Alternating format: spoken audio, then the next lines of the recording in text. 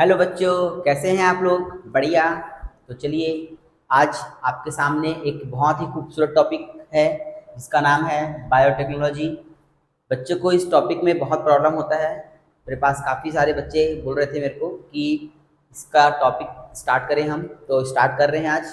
सामने एग्ज़ाम है तो इसको अच्छे से समझना है। यहाँ से क्वेश्चन आने के फुल चांसेस हैं और आएंगे ही आएंगे, फिक्स है। एक तो बायोटेक्नोलॉजी, इसके बाद हम करेंगे एप्लीकेशन ऑफ बायोटेक्नोलॉजी। दोनों इंपॉर्टेंट है। एमसीक्यू भी बनेंगे, 2 मार्क्स के भी बनेंगे और बड़े क्वेश्चन भी बनेंगे। तो धीमे धीमे एक एक करके समझते जाएंगे चीज़ों को। तो चलिए पहले तो देखते हैं कि बायोटेक्नोलॉजी है क्या। तो ये video CG board, CBSE board और जितने भी बोर्ड हैं आईसीएसई बोर्ड सबके लिए है, ठीक है। तो चलिए पहला देखो पॉइंट क्या है। Deal with technique of using living organism और एंजाइम। मतलब क्या करना है, एक टेक्निक है जिसमें हम क्या करेंगे, लिविंग ऑर्गेनिज्म और एंजाइम क्या करेंगे, उससे प्रोड्यूस करेंगे अलग टाइप के प्रोडक्ट, अपने यूजफुल, जो ह्यूमन के लिए यूजफुल प्रोडक्ट होता है ना, वो प्रोडक्ट को प्रोड्यूस करेंगे। मतलब कुछ लिविंग ऑर्गेनिज्म का यूज़ करेंगे, कुछ एंजाइम का यूज़ करेंगे और उन एंजाइम्स और उन लिविंग ऑर्गेनिज्म का यूज़ करके कुछ यूजफुल प्रोडक्ट बनाएंगे जो हमारे लिए और हमारे समाज के लिए क्या है, बहुत ज़्यादा ज़रूरी है, ठीक है। ये टेक्निक होता है बायोटेक्नोलॉजी, यानी कुछ ज़्यादा स्पेशल चीज़ों को बनाना एक प्रकार से। जैसे आपने सुन रखा होगा ह्यूमन इंसुलिन, है ना। जो डायबिटीज़ के पेशेंट्स होते हैं उनको, इनमें क्या होता है कि इंसुलिन की क्या होती है, कमी हो जाती है, ठीक है। तो डायबिटीज़ टाइप 1 टाइप 2 अलग अलग प्रकार का होता है। तो जो इंसुलिन डिपेंडेंट डायबिटीज़ मेलाइटस होता है, उनके लिए क्या होता है कि बायोटेक्नोलॉजी के हेल्प से एक मतलब हार्मोन बनाया जाता है जिसको इंसुलिन कहते हैं, जो कि मार्केट में हिम्यूलिन नाम से अवेलेबल होता है। तो वो भी हमने क्या बायोटेक्नोलॉजी की हेल्प से ही बनाया है। हेपेटाइटिस बी का जो वैक्सीन बना है वो भी बायोटेक्नोलॉजी की हेल्प से ही बना है। तो बहुत सारी चीज़ें हैं जो आज की डेट में बायोटेक्नोलॉजी पे डिपेंडेंट हैं, ठीक है।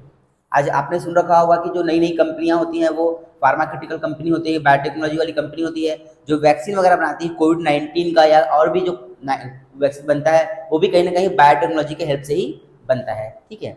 तो चलिए इसके अब टाइप्स के बारे में बात करते हैं। तो दो प्रकार का होता है, ये 2 टाइप्स हैं, ओल्ड और न्यू। ओल्ड क्या होता है अपना, ओल्ड मतलब बहुत पहले भी ये प्रोसेस चलता था, तो उसको हम ट्रेडिशनल बोलते हैं। फर्मेंटेशन सबसे अच्छा एग्जांपल ओल्ड बायोटेक्नोलॉजी का, फर्मेंटेशन। इन चीज़ों को सड़ा करके क्या करना, उससे नया नया प्रोडक्ट बनाना। जैसे मान लो हम दूध से जो दही बनाते हैं वो क्या है, एक प्रकार का फर्मेंटेशन ही तो है। विनेगर बनाते हैं, है ना, तो वो भी क्या है, फर्मेंटेशन, जो कि एक प्रकार का बायोटेक्नोलॉजी का ही हिस्सा था, पर वो ओल्ड था। अब जो है, अब न्यू की बात करेंगे हम लोग। तो मॉडर्न में क्या है, based on recombinant DNA technology. तो रिकॉम्बिनेंट डीएनए टेक्नोलॉजी का अब यूज करते हैं हम लोग। इसमें क्या होता है कि दो अलग अलग ऑर्गेनिज्म के डीएनए रहेगा, हम क्या करेंगे उसको मिक्स कर देंगे और एक नया डीएनए बनाएंगे। और उस जो डीएनए में ना दोनों ऑर्गेनिज्म की प्रॉपर्टी रहेगी, तो वो जो डीएनए है उसको कहते हैं रिकॉम्बिनेंट डीएनए, है ना। तो याद रखना इस चीज को। और जेनेटिक इंजीनियरिंग जो है वो मॉडर्न क्या बायोटेक्नोलॉजी का ही हिस्सा होता है, ठीक है। अब देखो हम लोग को मेनली इस चैप्टर में पढ़ना है रिकॉम्बिनेंट डीएनए टेक्नोलॉजी के बारे में, वो क्या होता है। तो रिकॉम्बिनेंट डीएनए टेक्नोलॉजी क्या है, देखो सबसे पहले तो हम इसके बारे में बात करेंगे, इसके टूल्स क्या क्या हैं, है ना।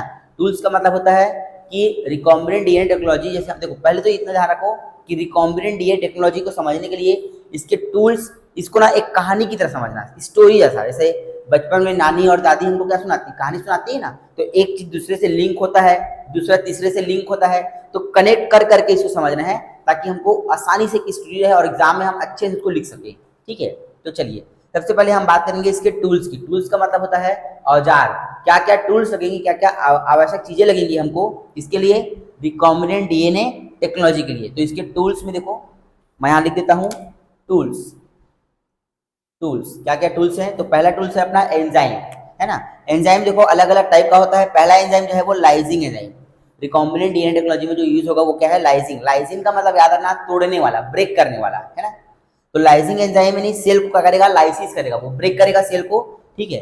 अब देखो इसमें क्या है, लाइसोजाइम एंजाइम यूज करेंगे कब, अगर बैक्टीरिया है तो, अगर बैक्टीरिया के सेल को डिस्ट्रॉय करना है क्या करेंगे, लाइसोजाइम यूज करेंगे। देखो होता क्या एक्चुअली में ना कि बायोटेक्नोलॉजी में क्या है कि हमको एक डिजायर्ड डीएनए चाहिए। जैसे मान लो कोई प्रॉपर्टी हमारे बॉडी में नहीं है, अब वो प्रॉपर्टी किसी दूसरे ऑर्गेनिज्म में है, तो हम क्या करेंगे उस दूसरे ऑर्गेनिज्म का डीएनए को निकालेंगे।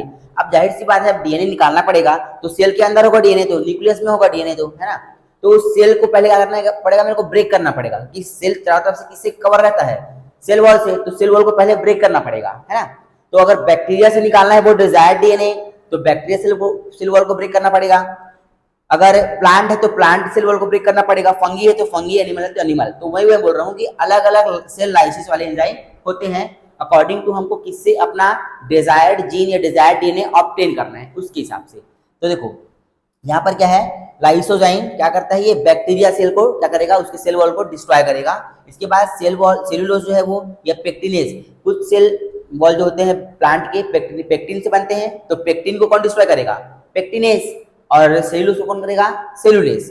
तो इसके लिए प्लांट के लिए हो गया, फंगस के लिए काइटिनेज हो जाएगा, एनिमल के लिए प्रोटीएज या लाइपेज हो जाएगा, ठीक है। तो ये अपने को अच्छे से याद रखना है कि लाइजिंग एंजाइम कौन कौन से होते हैं।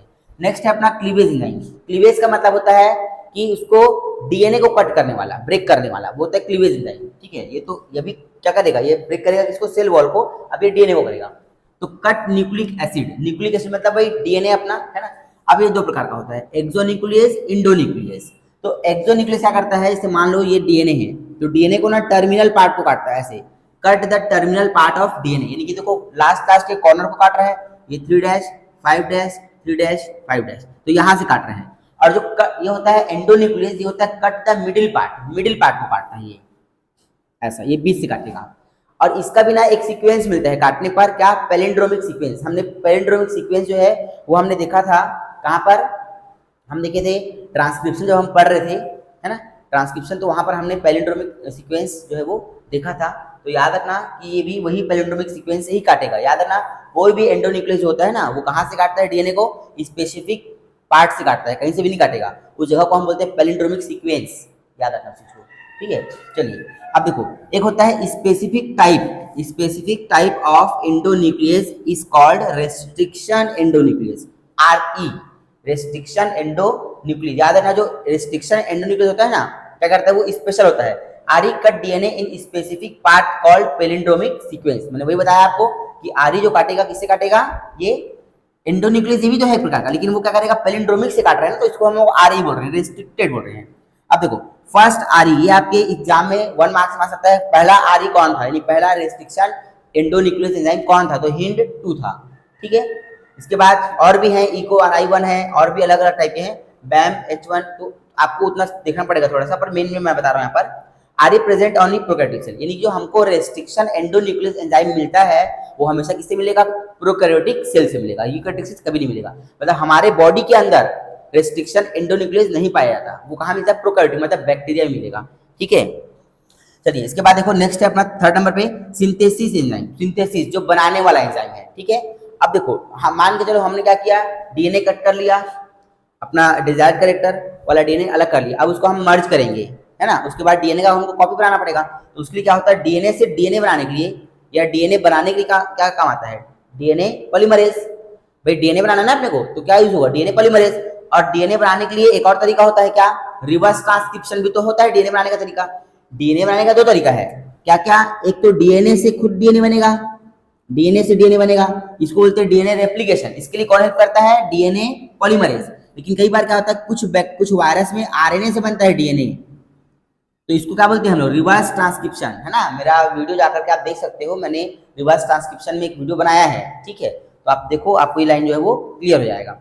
नेक्स्ट देखो ज्वाइनिंग एंजाइम। ज्वाइनिंग एंजाइम मतलब लाइगेज। क्या होता है कि मान लो अलग अलग सेगमेंट, जैसे मान लो जब हम पढ़ते हैं ना डीएनए रेप्लिकेशन, उसमें क्या होता है, 2 सेगमेंट था, ओकाज़ाकी फ्रेगमेंट है, याद है आपको, बताया था मैंने, है ना, लैगिक चेन, लीडिक चेन। तो ओकाज़ाकी फ्रेगमेंट जो डीएनए सेगमेंट में बन रहा था, तो उनको जोड़ने का काम, मर्ज करने का काम कौन करता है, डीएनए लाइगेज करता है। तो यहाँ भी वो काम होगा, डीएनए लाइगेज का काम यहाँ पर भी है, ठीक है। अदर एंजाइम क्या क्या है, तो अल्कलाइन फास्फेटेज भी एक एंजाइम का काम होगा, ठीक है। जो क्या बोलते हैं, फास्फेट ग्रुप जो रहेगा ना, उसको क्या करेगा, कहीं कहीं वो ब्रेक करने का काम करेगा वहां पर, ठीक है। अब देखो उसके बाद है वेक्टर डीएनए। वेक्टर डीएनए का क्या कहानी है भाई, तो it help transfer of passenger DNA in their host, ठीक है।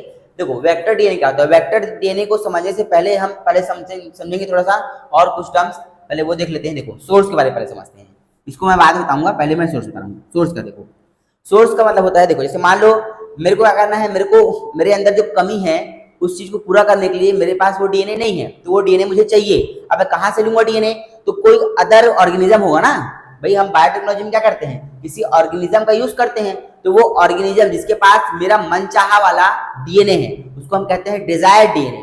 जिसके पास मेरे कैरेक्टर का डीएनए, मतलब मेरे को चाहिए वो वाला चीज, मेरे पास तो नहीं है पर अगर मैं उसको वहां से ले लूं तो वो मेरे को, मतलब वही वाला डीएनए मेरे को चाहिए, तो वो सोर्स कहलाएगा मेरे लिए।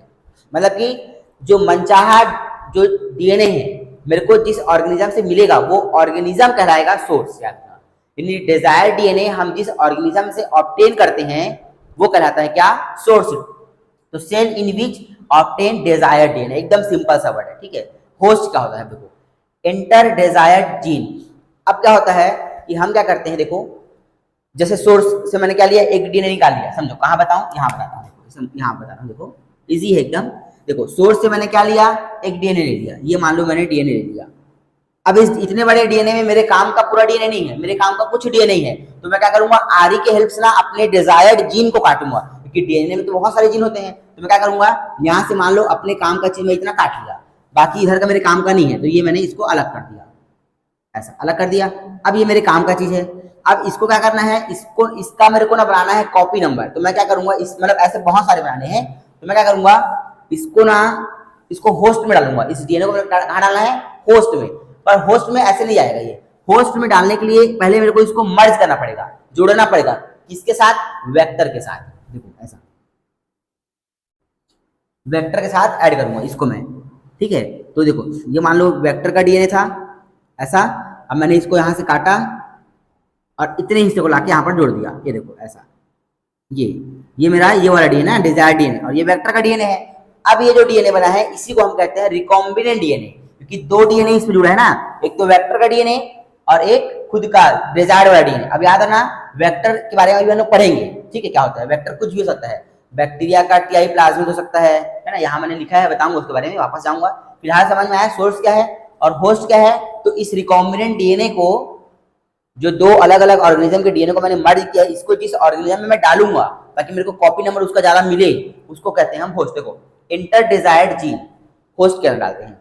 अब देखो एक होता है पैसेंजर डीएनए, क्या होता है पैसेंजर डीएनए, तो सेगमेंट ऑफ होस्ट डीएनए, ठीक है, एक्चुअली में होस्ट नहीं होगा, ये सोर्स होगा, सोर्स इसको कर लेते हैं, segment of source DNA which are found desired gene. तो जो हमारा सोर्स होता है ना, सोर्स बताया था मैं, मनचाहा करेक्टर वाला जो जीन हमको निकालना है ना, तो वो जो डीएनए रहेगा सोर्स वाला, सोर्स सेल से जो हमको डीएनए मिलेगा उसको हम कहते हैं पैसेंजर डीएनए, जो काम का होता है। देखो मैंने इतना सारा डीएनए निकाला था इससे, सोर्स से, पर पूरा मेरे काम का नहीं है।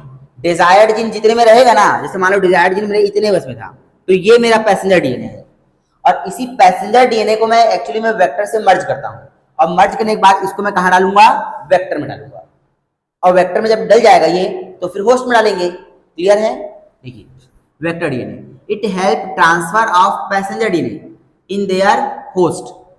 क्लियर, वेक्टर क्या करेगा, ये मेरा वेक्टर था इधर वाला, ये मेरा वेक्टर था, है ना। देखो मैं समझा देता हूँ, फिर से देखो, कंफ्यूजन वाली बिल्कुल बात नहीं है, अच्छे समझ के चलो, एक बार पढ़ लो दिमाग में बैठा रहेगा। देखो ये मेरा क्या है, ये मेरा डीएनए है, कौन सा डीएनए, जिसको मैंने सोर्स से निकाला है, पर पूरा डीएनए मेरे काम का नहीं है, मेरे काम का बस इतना हिस्सा है, तो मैं क्या करना है, इतने को अलग करना है। तो ये जो अलग कर रहा हूं मैं, इतना जो बच जाएगा ये मेरा है पैसेंजर डीएनए, पैसेंजर डीएनए, ठीक है। अब मैं क्या करूंगा इसको, अब मैं इसको मैं वेक्टर में मर्ज करूंगा, ये मेरा वेक्टर, ठीक, या ऐसा करते हैं वेक्टर को मैं अलग कलर से बनाता हूं ताकि डाउटफुल ना रहो एक भी।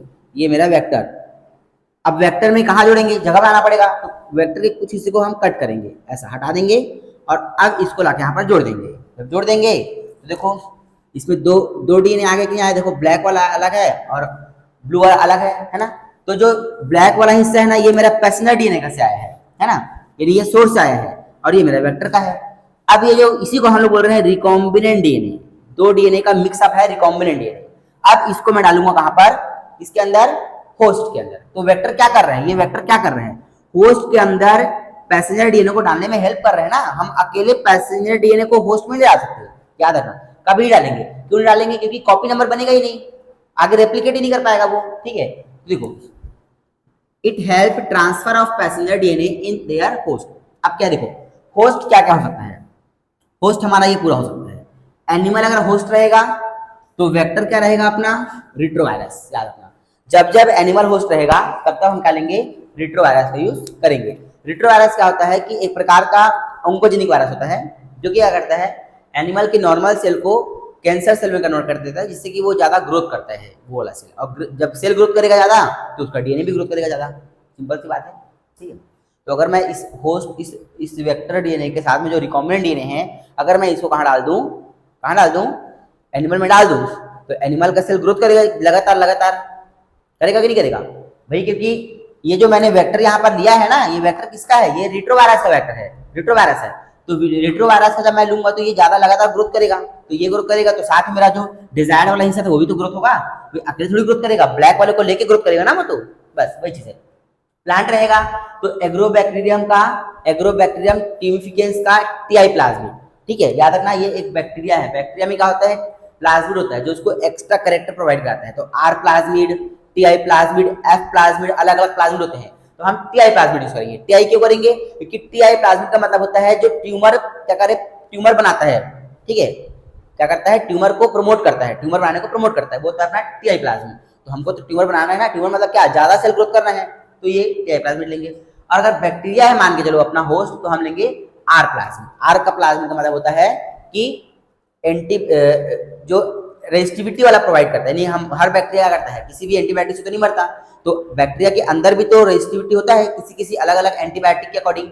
भाई किसी को अगर टाइफाइड हो जाए और हम अगर उसको किसी दूसरे ऑर्गेनिज्म का एंटीबायोटिक चला रहे हैं तो थोड़ी ना मरेगा वो टाइफाइड का बैक्टीरिया, तो क्या क्यों ऐसा नहीं, क्यों नहीं मरा, क्योंकि उसके पास रेजिस्टिविटी है उसके अगेंस्ट में। तो आप ध्यान रखना इस चीज को कि ये आपको तीनों लाइन अच्छे से आने चाहिए। आर प्लाज्मिड मतलब समझो, फिर से एक बार बता रहा हूँ, आर प्लाज्मिड का मतलब किसी बैक्टीरिया के पास, अगर किसी बैक्टीरिया के पास मान के चलो जो, जैसे देखो हमारे पास क्या है, हम लोग अगर किसी पैथोजन के शिकार होते हैं, मतलब हमारे बॉडी में कोई पैथोजन या कोई बैक्टीरिया एंटर करता है तो हमारा डब्ल्यूबीसी क्या करता है, उसको प्रोटेक्ट करता है ना उससे, बिल्कुल वैसे ही बैक्टीरिया के लिए आर प्लाज्मिड बना हुआ है, आर प्लाज्मिड। और प्लाज्मिड क्या है एक्चुअली में, प्लाज्मिड एक्चुअली में है एक्स्ट्रा डीएनए, याद रखना, बैक्टीरिया का एक्स्ट्रा डीएनए, चाहे वो कोई भी प्लाज्मिड हो, बैक्टीरिया का टीआई प्लाज्मिड हो, बैक्टीरिया का आर प्लाज्मिड हो, चाहे बैक्टीरिया का एफ प्लाज्मिड हो, क्या रहेगा वो उसका एक्स्ट्रा डीएनए, जो उसको एक्स्ट्रा कैरेक्टर प्रोवाइड कराएगा। तो एक्स्ट्रा कैरेक्टर यहाँ पर क्या है, वो है उसके लिए रेजिस्टिविटी, किसके अगेंस्ट रेजिस्टिविटी प्रोवाइड करना, एंटीबायोटिक्स के लिए रेजिस्टिविटी प्रोवाइड करना, तो ये याद रखना, ठीक। तो ये अब देखो कैरेक्टर ऑफ वेक्टर, तो किसी भी अच्छे वेक्टर के पास क्या क्या कैरेक्टर होने चाहिए, तो तीन चीजें हैं, ऑरिजिन ऑफ रेप्लिकेशन होना चाहिए, यानी वो अच्छे से रेप्लिकेट कर पाए, भाई जल्दी जल्दी जब वेक्टर रेप्लिकेट करेगा तभी तो साथ में मेरा डिजायर्ड डीएनए भी रेप्लिकेट करेगा ना, तो ये कैरेक्टर होना चाहिए। सिलेक्टेबल मार्कर, सिलेक्टेबल मार्कर का मतलब ये है कि हम आइडेंटिफाई करें रिकॉम्बिनेंट डीएनए और नॉन रिकॉम्बिनेंट डीएनए, तो कैसे पता करेंगे कि रिकॉम्बिनेंट वाला है या नॉन रिकॉम्बिनेंट वाला है, तो उसके बारे में मैं अलग से बात करूंगा अभी, ठीक है। इसके बाद क्लोनिंग प्लेस होना चाहिए, क्लोनिंग प्लेस ये भी बहुत जरूरी है, ठीक है। तो क्लोनिंग प्लेस का मतलब जहां पर से हम उसको क्या करेंगे, वो अपना जो क्लोन है वो बनाएगा लगातार, ये है। तो आपको इतना सारा चीज अच्छे से क्लियर होना चाहिए, यहाँ से इतना आप कर लेते हो अगर, तो आपका 1 नंबर का क्वेश्चन कहीं नहीं आएगा, 1 नंबर के क्वेश्चन आपके आराम से बनेंगे, हो सकता है 2 नंबर के क्वेश्चन भी आपसे बन जाए। तो फटाफट इसको नोट करिए, फिर हम इसके नेक्स्ट पार्ट में आएंगे। अभी चलिए जल्दी लिखिए। तो चलिए बच्चों, अब हम स्टार्ट करेंगे नेक्स्ट टॉपिक अपना, जो बायोटेक्नोलॉजी का जो टूल्स था, टूल्स को हमने कर लिया पूरा, एंजाइम कर लिया, डिजायर्ड डीएनए कर लिया, डिजायर्ड जीन कर लिया, होस्ट कर लिया, वेक्टर कर लिया। अब थोड़ा इंपॉर्टेंट पॉइंट ये भी है, जो कि वेक्टर का कैरेक्टर है, ये आपके एग्जाम में आ सकता है 3 मार्क्स 4 मार्क्स में, है ना, और यहाँ से एक डायग्राम भी आ सकता है। तो डायग्राम क्या आएगा, ये देखिए आपके पास ये एक वेक्टर का डायग्राम है, जो कि PBr322 का एक प्रकार का आर प्लाज्मिड होता है, और ये वेक्टर हम यूज करते हैं किसके लिए, बैक्टीरिया के लिए। तो हम ये इस चैप्टर में यूज करेंगे इसके लिए, ये यूज करेंगे ई कोलाई के लिए, ई कोलाई जो बैक्टीरिया है उसके लिए हम इसका यूज करेंगे, ठीक है। PBr322 का ये वेक्टर है ना, किसका है ये, ई कोलाई का है ना, याद रखना। कहाँ से मिलेगा हमको, ये ई कोलाई से मिलेगा, ठीक है। तो देखिए ये जो टॉपिक है अपना, इसमें सबसे पहले तो डायग्राम आपको याद रखना है कि कहाँ पर क्या क्या चीज़ है, एकदम परफेक्ट वैसे ही। ई को RI1 यहाँ पर है, ये एक प्रकार का क्या है, रेस्ट्रिक्शन एंडोन्यूक्लियस वहाँ से कट करेगा, वो प्लेस है, यानी एक प्रकार से हम कह सकते हैं वो क्लोनिंग साइट है, क्योंकि क्लोनिंग साइट का मतलब क्या है, रेस्ट्रिक्शन साइट, जहाँ पर हमारा RE जो है वो काम करेगा। तो ये यहाँ पर E को RI1 काम करेगा, CLA1 यहाँ पर काम करेगा, हिंट 2 हिंट 3 यहाँ पर काम करेगा, है ना। तो ये क्या है, सब क्लोनिंग प्लेस है। यहाँ से यहीं से आपका जो नया डीएनए बनना है या जो नया रिकॉम्बिनेंट डीएनए बनेगा, तो यहाँ से क्या होगा, इसको क्लोनिंग प्लेस है हो जाएगा। एक प्रकार से हम ये बोल सकते हैं क्लोनिंग प्लेस। अच्छा, एक चीज याद रखना कि एक प्लाज्मिड में या एक वेक्टर में, है ना, जो क्लोनिंग प्लेस होता है वो हमेशा एक से ज्यादा हो सकता है, पर एक क्लोनिंग प्लेस एक ही बार रहेगा। मतलब ई को RI1 जो है ना वो एक ही बार रहेगा, और कहीं ई को RI1 नहीं दिख रहा। देखो आपको दिख रहा है क्या, कहीं नहीं दिख रहा है। CLA1 एक ही बार दिख रहा है, ये भी कई बार नहीं दिख रहा है, सिर्फ एक बार दिख रहा है। हिंट 3 एक ही बार दिख रहा है, ठीक है। तो एक से ज्यादा तो है, रेस्ट्रिक्शन जो प्लेस है यानी क्लोनिंग प्लेस होते हैं वो एक से ज्यादा तो है, बट एक जो है वो एक ही बार है। यहाँ पर भी देखो BAM-H1, SAL-H1 सब क्या है, SAL1 ये सब क्या है, एक एक बार ही बचा है, डबल कुछ भी नहीं है यहाँ पर। तो ये आपको समझना पड़ेगा। जो मैंने यहाँ पर लिखा है ना ओरी प्लेस, सबका मतलब समझो। पहले तो क्या क्या कैरेक्टर होने चाहिए, तो ओरी होना चाहिए किसके पास, एक वेक्टर के पास। ओरी का मतलब क्या है, ओरी का मतलब होता है, ओरी क्या, देखो यहाँ से बता रहा हूँ, responsible for increase number of desired gene, यानी कि जो आपके जीन्स होंगे ना डिजायर्ड जीन, उनके नंबर्स को बढ़ाने के लिए ये ओरी बहुत जरूरी है, ये रिस्पॉन्सिबल होता है उसके लिए, ठीक। सेकंड है अपना क्लोनिंग साइट, तो मैंने बता दिया इस चीज को आपको कि क्लोनिंग साइट का मतलब वो जगह जहाँ पर रेस्ट्रिक्शन एंडोन्यूक्लियस जो है वो काम करेगा। क्योंकि क्या होता है ना, हम जिस रेस्ट्रिक्शन एंडोन्यूक्लियस से डिजायर्ड डीएनए को काटते हैं, उसी रेस्ट्रिक्शन एंडोन्यूक्लियस से काटते हैं हम लोग अपने वेक्टर को भी, तभी तो सेम जगह से वो मर्ज हो पाएगा ना, ठीक है। ये चीज हम आगे समझेंगे, ठीक। तो यहाँ पर भी देखो वही चीज है, जिससे आप कट करोगे डिजायर्ड डीएनए को, उसी से कट करना पड़ेगा आपको इसको, वेक्टर को भी आपके, ठीक है। नेक्स्ट है आपका सिलेक्टेबल मार्कर, ये बहुत इंपॉर्टेंट चीज है। तो सिलेक्टेबल मार्कर समझने से पहले हम इसको समझ लेते हैं। प्लाज्मिड, देखो ये क्या ROP क्या है, प्लाज्मिड के रिप्लिकेशन के लिए एसेंशियल प्रोटीन का फॉर्मेशन करता है, यानी प्लाज्मिड जो है वो आगे अगर ना इसको रिप्लिकेट करना है, जब मैं इसमें अपना डिजायर्ड जो डीएनए है जब मैं उसको मर्ज कर दूंगा तो उसको आगे रेप्लिकेट करना पड़ेगा, और रेप्लिकेशन के लिए क्या लगेगा, प्रोटीन लगेगा ना भाई। डीएनए रेप्लिकेशन हो चाहे कुछ भी रेप्लिकेशन हो, प्रोटीन तो लगता है, क्योंकि एंजाइम लगते हैं, और एंजाइम क्या है, नेचर में प्रोटीन है। तो उस प्रोटीन को बनाने के लिए ये क्या करेगा, एसेंशियल प्रोटीन जो है वो बनवाएगा, कौन, ROP वाला जगह। क्लियर है एकदम। चलिए अब सबसे इंपॉर्टेंट चीज हम पढ़ते हैं इसका, ये क्या है, देखो ampicillin resistivity gene, tetracycline resistivity gene, ये जो अपना है यानी कि अपना सिलेक्टेबल मार्कर, ये बहुत जरूरी होता है। सिलेक्टेबल मार्कर जरूरी क्यों है, तो सिलेक्टेबल मार्कर इसलिए जरूरी है ताकि ये हम रिकॉम्बिनेंट सेल और नॉन रिकॉम्बिनेंट सेल को डिफरेंशिएट कर सके। समझो इस चीज को, चलो समझते हैं।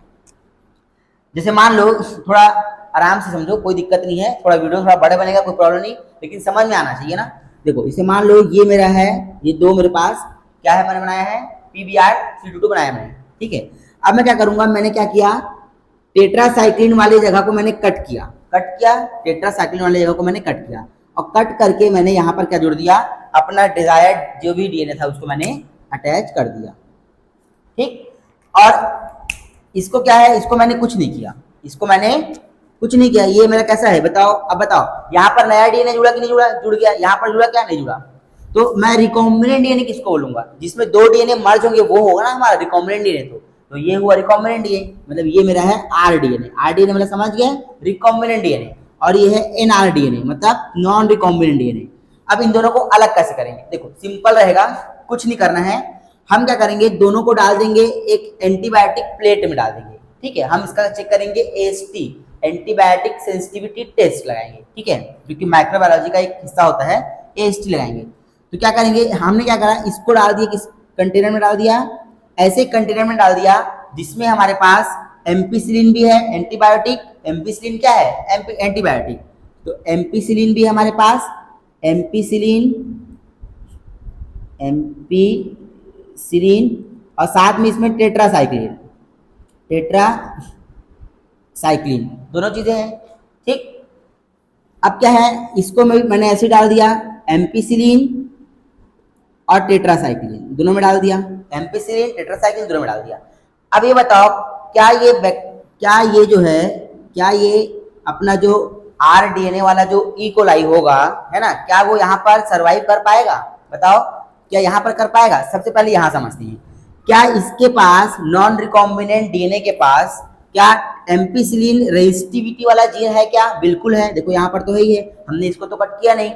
टेट्रासाइक्लिन वाला रेसिस्टिविटी वाला जीन है क्या, बिल्कुल है, इसको भी हमने कट नहीं किया।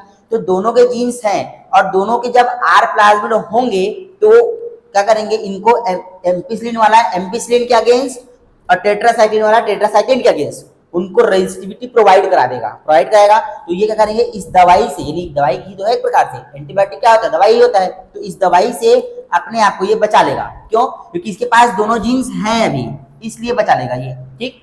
लेकिन मैं यहाँ पर बात करूं तो यहाँ पर एम्पिसिलिन वाला देखो जीन है, क्योंकि मैंने एम्पिसिलिन वाली जगह को कट नहीं किया, एम्पिसिलिन वाला जीन है, लेकिन जो टेट्रासाइक्लिन वाला जो जीन था वो नहीं है। यहाँ पर ध्यान से देखो, टेट्रासाइक्लिन वाला जीन नहीं है, क्योंकि उस जगह को मैंने हटा दिया है, और उसको हटा करके तो मैं लाया हूं किसको, मेरा जो डिजायर डीएनए था वो। तो डिजायर डीएनए जैसे यहाँ पर आ जाएगा तो टेट्रासाइक्लिन वाला हट जाएगा, ठीक। जिससे मैं क्या बता पाऊंगा कि ये क्या है, यहाँ पर सर्वाइव नहीं कर पाएगा ना ये। भाई एम्पिसिलिन कुछ बिगाड़ नहीं पाया इसका, क्यों नहीं बिगाड़ पाया, क्योंकि उसके पास एम्पिसिलिन से लड़ने के लिए रेजिस्टिविटी वाला जीन था, जिसके पास, इस इकोलाई के पास, है ना।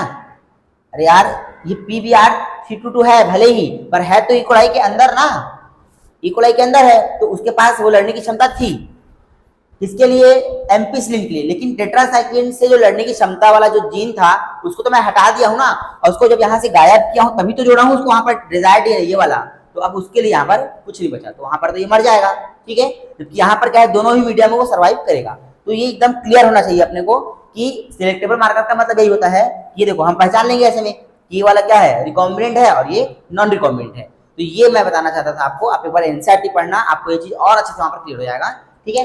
तो ये था एक टॉपिक छोटा सा, इसको कंटिन्यू आप लिखिए, फिर हम अगले नेक्स्ट टॉपिक में पढ़ेंगे इसका मैकेनिज्म, प्रोसेस कैसे होता है। चलिए लिखिए इसको।